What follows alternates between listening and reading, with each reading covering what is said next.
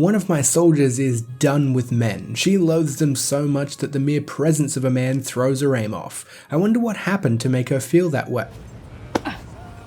But seriously, no guy's got an ass this tight. Yeah, never mind, I get it.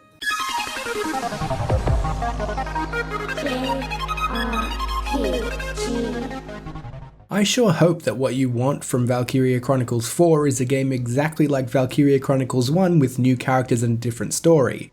Wait, what am I talking about? Of course that's what we wanted after Valkyria Revolution. Valkyria Chronicles 4 is nothing short of amazing. Everything you loved from the original Valkyria Chronicles is here, but I think the new cast of characters and especially the writing is better than ever. Now thankfully the story is self-contained, you can jump in at this entry without having played any other game in the series, and perhaps we should do a quick overview for those who haven't played a Valkyria Chronicles game before.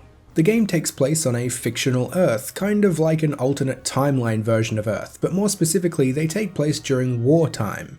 Valkyria Chronicles 4 takes place in the same universe as the original Valkyria Chronicles, which loosely followed a fake Europe during World War II. Valkyria Chronicles 4 even takes place at the same time as the first game, but you play from a completely different viewpoint in a different part of Europa. So while the story is self-contained, fans of the series up to this point will probably like the fact that it adds to the world building of the series as a whole. The story is split up into chapters, which each contain a set of episodes. Completing one episode unlocks the next one. Each episode is one of three things: a visual novel-like story segment, a brilliant animated cutscene, or a battle. The battle system still remains one of my favourite strategy-based systems of all time. When selecting a battle episode, you'll be presented with an overview of the battlefield and given your conditions for victory and defeat. Your victory may be dependent on getting a certain unit to a specific part of the map or capturing an enemy fortress. You'll also be given the chance to choose a certain number of units from your squad to take part in the battle and place them at various starting points on the map. Unlike many turn-based strategy systems, this one has an amazing sense of freedom. Your units aren't restricted to only one move per round, and a unit's turn doesn't get chosen automatically by an agility or speed stat. Basically, you are given a certain number of actions you can take per turn, and you can use those actions however you like. Theoretically, you could use all your actions moving and attacking with a single unit, though that unit will likely run out of resources before you run out of actions. Selecting a unit on the overview map will drop you right down into the battlefield and put you in control of the selected unit. An AP bar will drain as you move, and you will only be able to attack once before having to go back to the overview and expend another action. Heading back to the overview is manual though, so you can move a little bit, attack, and then move again to get back to safety, or even move to an objective after attacking, like a fortress, and capture it before ending the unit's turn. Your squad is made up of a number of different classes like scouts, snipers, lancers, shock troopers, and even tanks.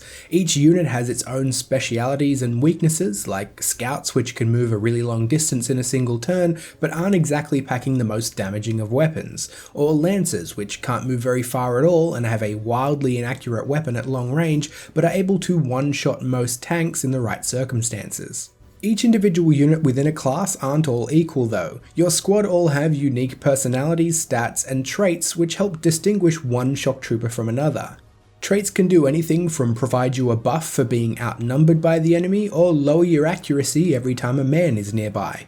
Traits can even be changed through story events, though most of these changes will come as a result of completing a squad story chapter. There are a number of different modes that become available to you during the game that are separate from book mode, which is essentially the main story. There are skirmishes, which usually have simplified victory conditions and no story attached to them, kind of like a quick play mode, extra stories, which will mostly come in the form of paid DLC, and the other main one is squad stories.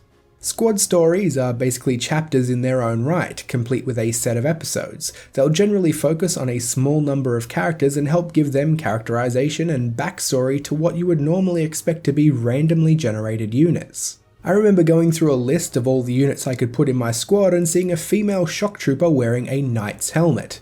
In battle, she would get accuracy debuffs for having low visibility, and I wondered what was up with that. Before I could wonder too long though, she got her very own squad story, which had a number of fellow troops also trying to figure out why she wears the helmet. Squad stories are awesome from every angle. They provide more story and gameplay, but also enhance the units involved by adding new traits or changing negative traits into positive ones.